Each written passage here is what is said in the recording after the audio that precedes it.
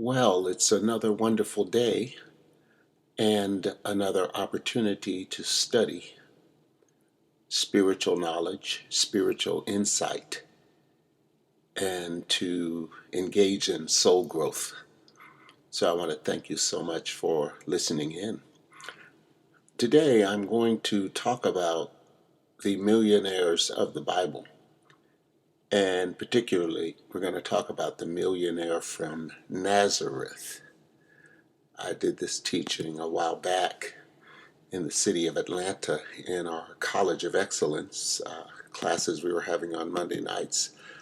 And one of the first things when someone heard we were doing a class on millionaires of the Bible, and this guy's a guy that goes to church all the time.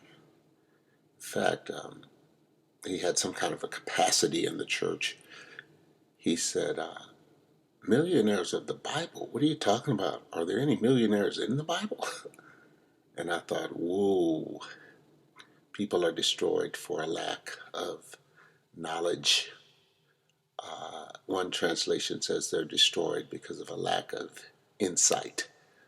So we want to give you psychological and spiritual insight into the concept of millionaires.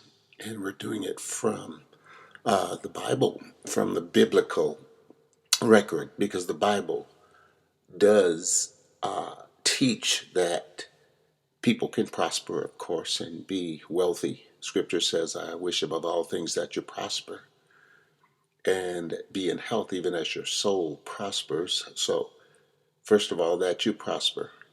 That's God's will. Be in health. That's the will of the great I am. That even as, now here's the condition, your soul prospers. And soul prospering or prosperity is what I call soul growth.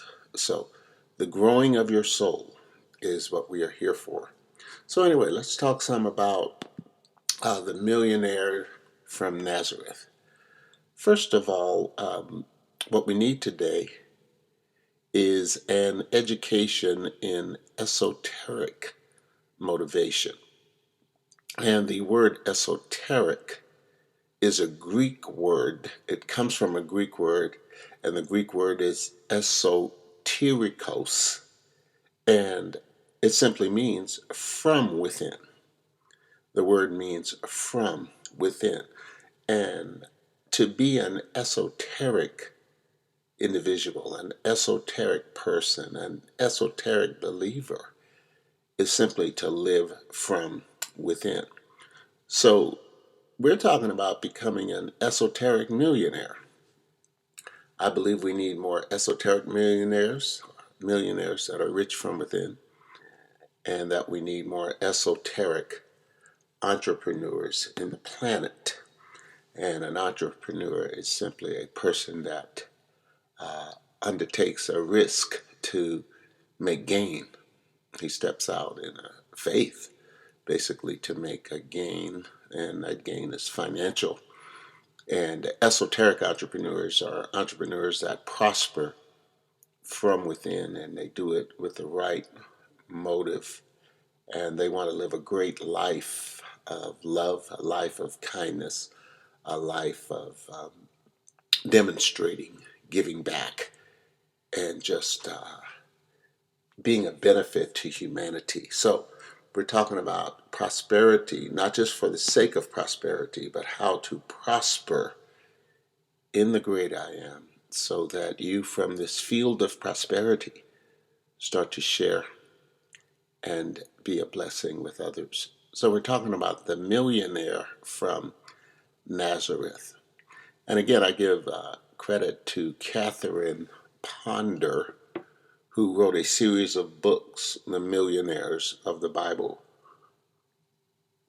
In fact, she has one on the millionaire, or the millionaires from of Genesis, the millionaire Moses, as I recall, and the millionaire Joshua, the millionaire from Nazareth. And she also has another powerful book, The Dynamic Laws of Prosperity.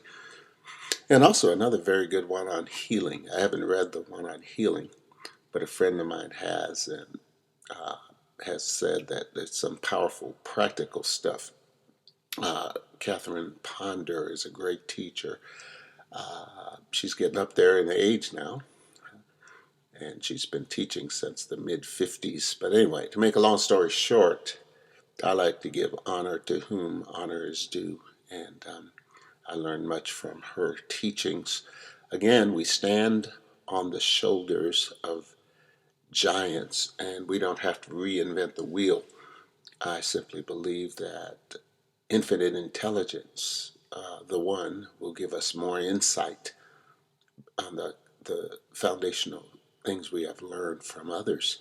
That's what I mean when I say we stand on the shoulders of giants, meaning if she's already standing there with all of this truth laid, the foundation laid, why start laying another foundation? Might as well stand on her foundation and build from there. All right, well, let's move right into some stuff that'll help you today. Now, first of all, the abundant prosperity consciousness, which the millionaires of the Bible symbolized, is still available to us today.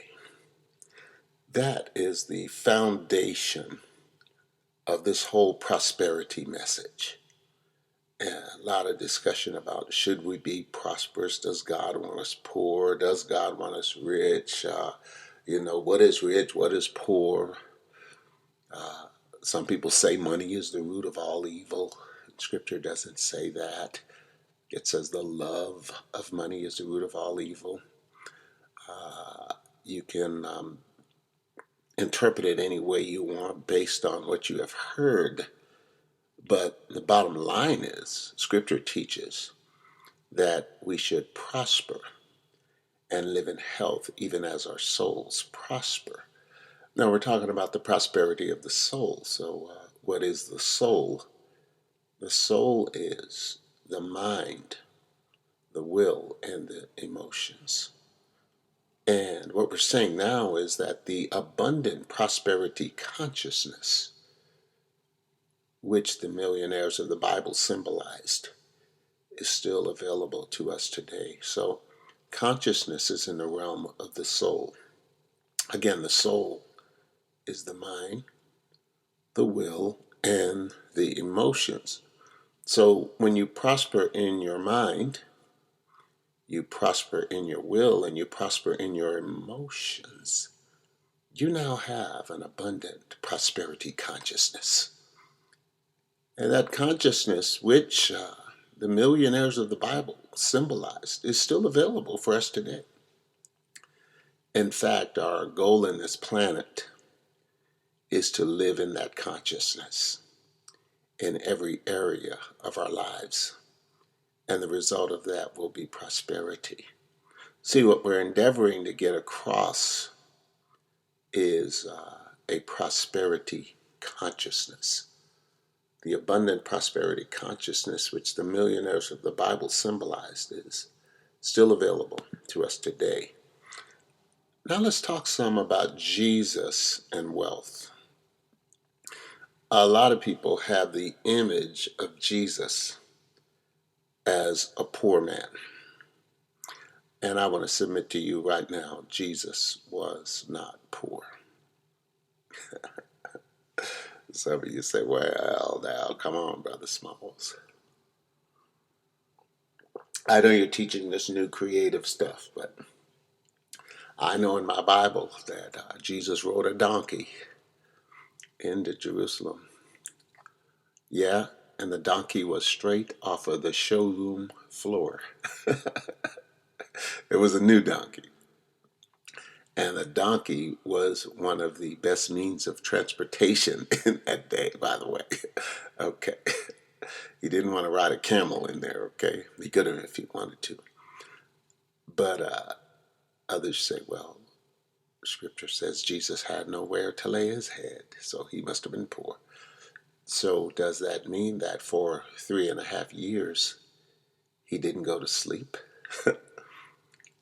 No, Jesus was not possessive of material gain and material goods, but he had access to whatever he needed because he could put a demand on substance, and he did, such as when it was time to feed the multitude. 5,000 men plus women and children were fed by him. How'd you like to pay that bill, that grocery bill? 5,000. Okay, and some of those cats out there could eat, I bet. When you think of the water into wine, and by the way, that was not a little bit of wine, and it was not Boone's Farm, nor Thunderbird. It was good wine, lots of it. We'll talk about that later in the series. And you see Jesus just manifesting whatever he needed, wherever he needed it, whenever he needed it. So how could he be poor? See, prosperity is a prosperity consciousness. Now we're talking about esoteric prosperity, not material prosperity. However, even in the world, Jesus was wealthy because he had internal wealth that manifested external wealth wherever he was or wherever he wanted it. Now, one illustration is when he was crucified, the men gambled over his garment because it was a fine garment that he was wearing. But Jesus, how do I say this without seeming like I'm teaching against the trends of today's prosperity message? Because I'm not. Jesus never flaunted his prosperity. Jesus never put emphasis on his prosperity. Jesus just lived it. Like, for instance, if I'm prosperous and I'm talking about how much money I have, talking about how many cars I have, talking about how much my house is worth, talking about how much my watch is, how many Rolex watches I have and my kids have. And, if I go on and on and on, I'm focused on a material view of wealth. And Jesus never was. Because to Jesus, prosperity was by divine right. It's like if you're brought up in a rich family. Kids that are brought up in rich families and their grandkids, they think the whole world is rich. Meaning they don't emphasize their wealth because that's what they're used to. Does that make sense? I know of one man, very successful and wealthy man in Southern California. He said he took his kids downtown in the poorest parts of Los Angeles, and there are some poor parts, to let them see how people lived in the poorer parts of Southern California. Because if you're living, in a big mansion in Beverly Hills, you might start thinking everybody lives that way. So anyway, Jesus was not poor. He was actually the wealthiest man ever because he had internal and external wealth. Jesus' entire life showed his interest in prosperity. He demonstrated the fact that he was interested in prosperity, for instance, because Jesus endorsed wealth, and as long as wealth was attained by honorable means, you never find Jesus getting on the wealthy just because they were wealthy. Now, dishonest gain, of course, is not a good thing because it hurts others. But Jesus endorsed wealth attained by honorable means. It was not wealth that Jesus condemned, but the methods by which it was acquired and the way it was often being used. When even Jesus went to Zacchaeus' house to eat, Zacchaeus was a very wealthy man, and Jesus said, "I'm having dinner at your house. Get it ready, I'm coming." And Zacchaeus just started confessing his own sins, that he was going to take half of his wealth and give away to the poor, and so forth and so on, as I paraphrase. But Jesus wasn't sitting there condemning him. I believe the very consciousness of prosperity and of love and of esoteric wealth just flowing out of a man that is so wealthy without being greedy, so wealthy, that presence caused Zacchaeus to start to have a checkup from the neck up, we call it. But it was not wealth, remember, that Jesus condemned, but the methods by which wealth was acquired and the way in which it was often used. And the same thing's true today. Jesus is not condemning wealth. So don't get on people because they are wealthy. Big question is, how did they get it? And how are they using it? If we want to use wealth to be kind and to give, like a part of our teaching center here, and I started not to mention this, but the thought hit me one day, well, I'll just share a little bit of my insights, my aha, as our friend Oprah likes to say. I was thinking, we do some things like supporting orphans out of the income that we receive here. And my heart is for the orphan for some reason. And it could be because God is a father to the fatherless. And I did a study on orphans from Scripture. And when you think of the fact that a person has no father, and in many cases no mother, a young person especially, that can be tough. Studies even reveal it's tough on older people. But for a young person, the psychological implications are enormous.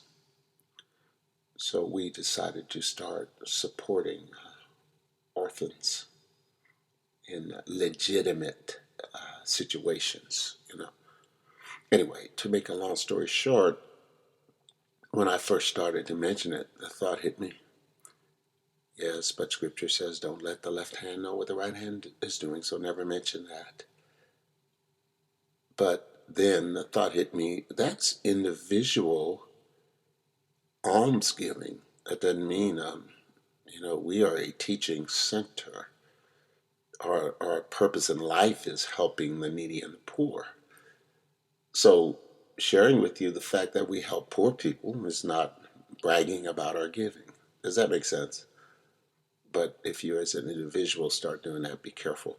But long story short, we want to obtain wealth, not for the sake of just bigger toys, more of this and more of that. My personal conviction is much of the wealth is to help the needy. Does that make sense without condemning or appearing to come across teaching against, again, those that teach prosperity? Because Jesus endorsed wealth,